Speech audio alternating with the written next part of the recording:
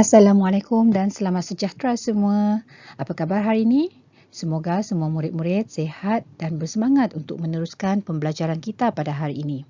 Baiklah, hari ini kita akan teruskan pembelajaran untuk Bahasa Melayu tahun 4 bersama dengan Cikgu.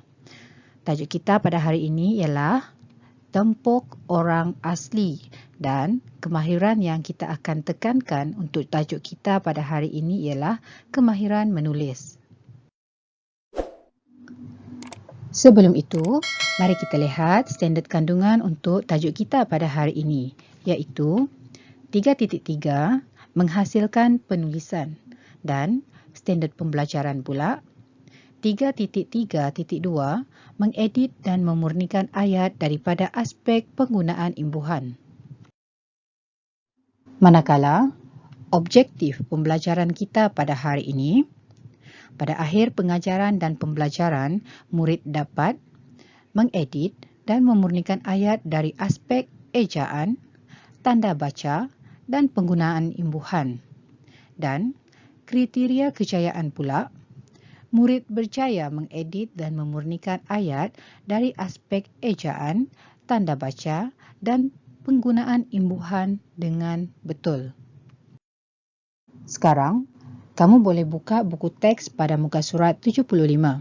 Pada halaman tersebut, terdapat satu petikan berbentuk surat kiriman rasmi. Sebelum itu, mari kita baca kenyataan yang diberikan tentang tajuk Tempuk Orang Asli. Hadif membaca maklumat tentang perhiasan orang asli daripada surat yang dikirimkan oleh pihak muzium. Mari kita lihat surat kiriman tersebut pada paparan berikutnya. Ini merupakan contoh surat kiriman rasmi, yang mana surat ini dikirimkan oleh pihak muzium kepada pihak sekolah. Dalam petikan surat kiriman ini terdapat beberapa petak kosong dan perkataan berwarna yang perlu kita berikan perhatian, yang mana terdapat kesalahan yang perlu kita perbetulkan di situ. Kita akan bincangkan satu persatu. Sekarang, mari kita baca surat kiriman ini bersama-sama. Di bahagian atas surat dituliskan alamat pengirim, iaitu daripada Muzium Seni Kraf Orang Asli, Jabatan Muzium Malaysia, Jalan Damansara, 50566, Kuala Lumpur. Kemudian di bahagian bawah dituliskan alamat kepada siapa surat ini hendak dikirimkan, iaitu kepada Guru Besar SK Seri Pertiwi, 81200 Johor Bahru, Johor Darul Takzim. Pada sebelah kanan surat ini pula, kalau kamu dapat perhatikan di situ, kita perlu tuliskan tarikh, iaitu 7 Mei 2021. Seterusnya, Tuan. Dan terdapat petak kosong di situ, maksudnya kita perlu letakkan tanda bacaan yang sesuai.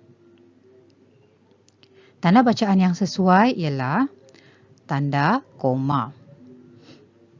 Tajuk surat ini ialah Pengesahan Maklumat tentang Tempuk Orang Asli. Merujuk perkara di atas, pihak Muzium Seni Kraf Orang Asli ingin mengesahkan maklumat yang dikehendaki oleh Persatuan Bahasa Melayu Sekolah Tuan tentang Tempuk Orang Asli. Perkara kedua, untuk maklumat pihak Tuan, orang asli merupakan penduduk pribumi yang tinggal di daerah pendalaman. Mereka mempunyai perhiasan yang istimewa. Perhatikan di situ terdapat 3 perkataan yang berwarna. Perkataan berwarna yang pertama ialah pribumi. Cuba lihat di situ, ejaan untuk pribumi yang betul ialah peribumi. Maksudnya terdapat kesalahan ejaan di situ. Perkataan yang kedua, pendalaman. Di sini terdapat kesalahan penggunaan imbuhan, yang mana perkataan yang betul ialah pedalaman. Seterusnya, istimewa. Ini terdapat kesalahan ejaan juga Sepatutnya perkataan istimewa dieja seperti ini. Istimewa. Kita teruskan bacaan perkara yang ketiga. Antara perhiasan yang terkenal termasuklah tempuk. Perkataan berwarna di situ ialah terkenal. Terdapat kesalahan penggunaan imbuhan di situ yang mana perkataan yang betul ialah terkenal. Tempuk merupakan perhiasan yang digunakan di atas kepala. Perkataan berwarna ialah perhiasan. Di sini juga kesalahan penggunaan imbuhan. Perkataan yang betul ialah perhiasan. Tempuk ini diperbuat daripada daun kelapa, daun nipah, kulit kayu terap, kulit kayu gaharu dan daun rumput. Petak kosong di situ maksudnya kita perlu letakkan tanda bacaan. Tanda bacaan yang sesuai ialah koma. Tempuk dihasilkan daripada seni anyaman. Orang asli pandai menganyam pelbagai bentuk tempuk mengikut suku tertentu. Perkataan berwarna ialah menganyam. Di sini juga terdapat kesalahan penggunaan imbuhan, yang mana sepatutnya perkataan yang betul ialah menganyam. Dan petak kosong di situ kita perlu letak tanda bacaan iaitu titik ataupun nokta. Kita teruskan bacaan. Mereka dapat menghasilkan tempuk dalam tempoh masa 10 minit sahaja. Perkataan berwarna ialah tempoh. Di sini terdapat kesalahan ejaan. Ejaan yang betul ialah tempoh.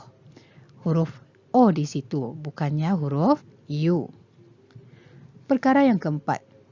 Diharapkan maklumat ini memberikan pengetahuan kepada Persatuan Bahasa Melayu Sekolah Tuan. Semoga maklumat ini dapat menyemaikan perasaan cinta akan budaya negara kita.